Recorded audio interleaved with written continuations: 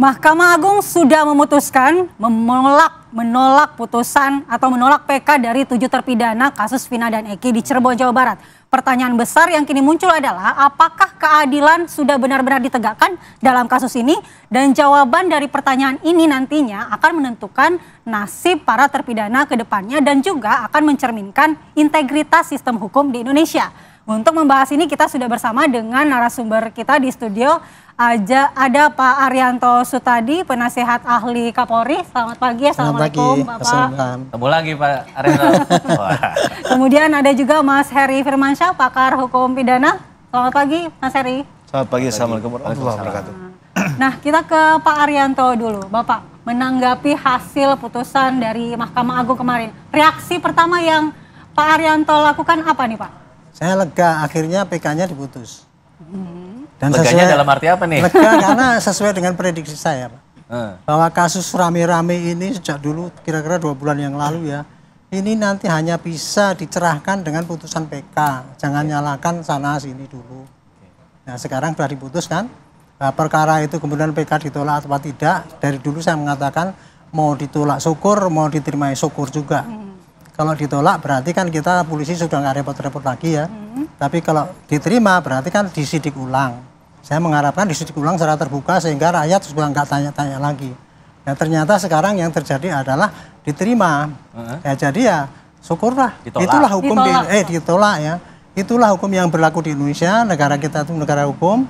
Kalau seandainya masih ada tidak terima itu, ya silakan ajukan PK 2 lagi. Silakan. Tapi nggak usah heboh-heboh. Rame-rame mengajak masa untuk menghakimi mana yang benar, mana yang salah, nggak akan ketemu. Sampai sekarang kita nggak ngerti siapa yang salah, siapa yang benar, Pak. Tapi Pak Arianto bilang tadi putusan MK mencerahkan nggak hasilnya? Artinya kan balik lagi ke titik nol, balik lagi ke awal jadinya. Jadi orang belum tahu, masih di misteri apa yang kemudian kemarin disampaikan di PK. Maksud saya mencerahkan perjalanan hukum di Indonesia kayak gitu, Pak. Jadi bukan semua kasusnya? Bukan. Semua sengketa yang terjadi itu harus diselesaikan di proses hukum kan gitu, Pak. Sekarang proses hukum ya segitulah. Bisa menilai, menakar keadilan itu betul apa tidak, apa sudah adil apa betul, kita nggak bisa. Secara hukum, kalau negara kita hukum ya itu yang sekarang yang berlaku adalah ini gitu. Kalau masih dinilai kurang adil, ya silahkan yang kurang adil itu menggugat kembali melalui proses hukum. Ya, jadi nggak bikin nggak ikut bikin heboh masyarakat lah gitu. Baik. Baik, kita mungkin tanya ke Mas Heri. Mas Heri, melihat dari putusan Mahkamah Agung kemarin, apakah sudah ada indikasi atau adakah indikasi bahwa putusan ini sudah mencerminkan keadilan dari kasus yang sedang bergulir tersebut? Saya berhati-hati ya bicara itu karena belum baca putusannya secara resmi.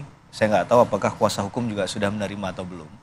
Tapi memang dari awal warning kita terhadap kasus ini yang paling sulit adalah secara ekstrim ini kan membuktikan yang sangat luar biasa jauhnya. Dalam konteks bahwa dikatakan ini bukan perbuatan pidana karena dianggap tidak ada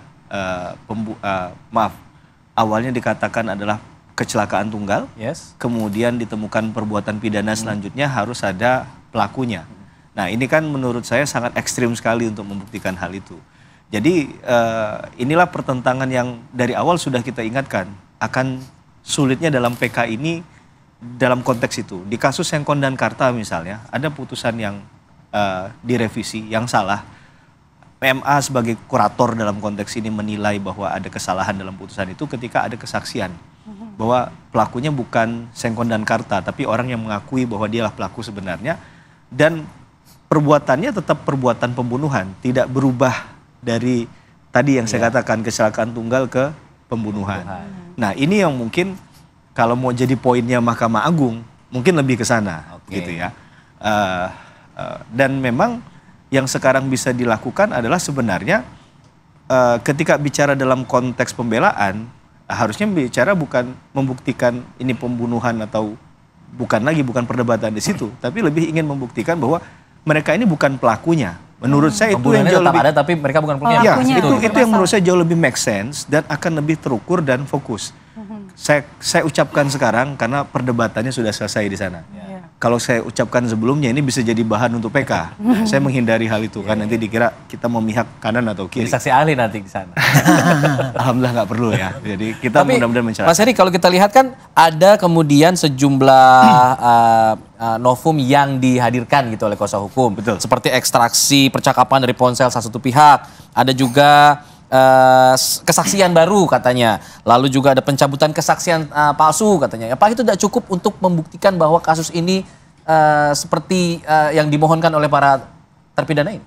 Ya, kalau kita bicara formalitas itu kan diatur di 263 KUHP berkait peninjauan kembali. Dan tepatnya di ayat 2, dasar untuk mengajukan PK. Ada novum, keadaan baru atau bukti baru yang kita kenal. Ada ditemukannya kekeliruan atau kekhilafan hakim yang nyata dan ada pertentangan dalam putusan tersebut. Nah, dalam konteks novum atau bukti baru pun dari awal kita sudah mereminder. Jangan sampai ada perbedaan perspektif nih. Novum menurut saya dengan menurut Mas bisa berbeda nantinya. Saya beberapa hari yang lalu juga sidang di Pengadilan Negeri Bandung tentang PK. Nah, itu juga saya ingatkan juga ke yang mulia hakim, walaupun yang memutus nanti tetap Mahkamah Agung kan, mereka hanya mencatatkan saja di proses PK tadi.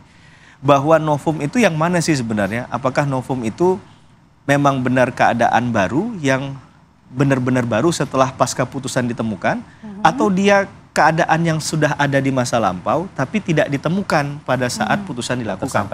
Nah, kalaulah pada saat sebelum putusan itu ditemukan dan dipertimbangkan, maka akan mempengaruhi si putusan.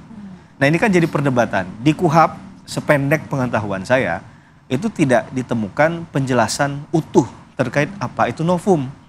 Maka ke depan kalau kita melihat polemik PK, ya, karena PK ini kan bisa diterima, bisa ditolak, dan kita harus melihat perjalanan PK ini 5 tahun terakhir, banyak nggak yang mengajukan PK, dan lebih banyak yang diterima atau ditolak. Dasar penolakannya apa? Itu mungkin perlu dipelajari. Berkaitan dengan pengajuan, misal dasarnya adalah novum tadi.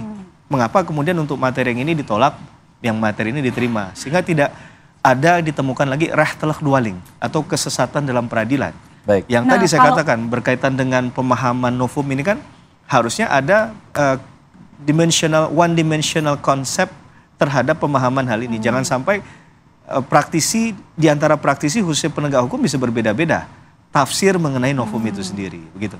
Nah itu Mas, kalau tafsir dari novum ini sendiri tidak jelas kan ini menimbulkan perbedaan persepsi tentang novum dari tim kuasa hukum dan juga dari hakim. Hakim menganggap ini tidak ada novum, sementara tim kuasa hukum menganggap ini ada novum. Nah itu di kasus-kasus hukum seperti apa harusnya?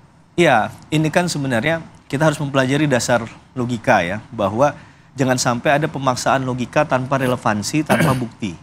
Dalam konteks ini memang kita bicara tidak lagi bicara dalam konteks judek faksi dia, tapi judek juris. Jadi penerapan hukumnya saja. Karena ini agak dalam tanda petik ya ruang gelap, karena kita tidak bisa memahami nilai batiniah dari hakim dalam menilai sehingga menimbulkan keyakinan apakah ditolak atau diterima PK-nya.